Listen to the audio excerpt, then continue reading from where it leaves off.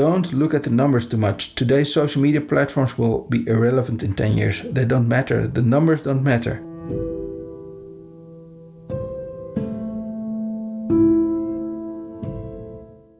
In this video, I am going to walk you through how you as an artist can be a prolific poster on social media platforms. Also in this video, you see a reference illustration to the left, which is in the public domain because of its age, which means we can copy it for practice. To the right, you can see me make a sketch based on the illustration. I hope you will draw along with me using the same reference. Let us begin. I read the book How to Start a Magazine by James B. Kobach a while ago. While it is a bit outdated now that since the internet happened, magazines are not the main source people go to for leisure reading anymore, the book has one main point it wants to make. When creating a publication, the single most important thing for its success is whether there is a need for that information. Basically, if people crave a certain type of information that trumps anything else, production values are not as important. He gives as an example the period when home computers started to become available to the general public audience in the 80s. Lots of people bought them as a hobby and lots of magazines about home computing popped up and were terribly successful for a while. These magazines were not designed well, but that apparently didn't matter. People craved articles on home computing. The takeaway from that is that your social media posts don't have to have absolutely fantastic production values if they deliver the information an audience craves. You can see from Kim Kardashian's feed and Gary Vee's feed what I mean. They don't hire top photographers away from Vogue, although they would probably have the money for it. They are not hiring top cinematographers. Instead, the posts are slapped together by young interns and put online. These weren't designed by CalArts alum, but look at the popularity. Gary Vee's and Kim Kardashian's accounts are the equivalents of the home computing magazines of the 80s. A lot of material is published, not all designed very well, but providing information for which there is an audience that craves it. My takeaway from that was that we needed to come up with posts people wanted to read or view. I am hoping that there is an audience for drawing practice exercises, which is what my posts, website, newsletter and videos are about. I do try to design my posts well, but I know I'm not a top designer. BMW is not standing on my doorstep with a contract to design their next models. But I do hope my posts are not too shabby and that people like seeing them on their timeline and that they may even consider doing a drawing exercise. For artists, the information your audience craves may be in your art being inspirational to them. I know it is why I follow many artists. I see their art and I just want to be able to make art like that. And so I follow them, hoping to learn from them. The information I crave here is an insight into how that art was made. I suspect many of you follow artists' accounts for the same reason. In fact, I did a poll on YouTube recently and around half of the people who responded said they followed artists because they wanted to be inspired by their work. Now, of course, these large accounts can post a lot because they have teams. Gary Vee puts out dozens of posts a day. As an artist, you don't have to go that far. I think it would even be detrimental. People would grow tired of your posts and unfollow. But once a day is very feasible. But even a daily schedule can seem ambitious if making a finished piece takes more than a day. And yet social media rewards you if you post regularly. So how do you do that without utterly destroying yourself on a murderous content creation schedule? There was something interesting I noticed a while back also. Some creators will find a way to reuse content and that makes it easier for them to publish a lot. There is this comics creator who first serialized his graphic novel on Webtoons for money and then took the story from the platform and published it in hardcovers and sold it through Kickstarter campaigns.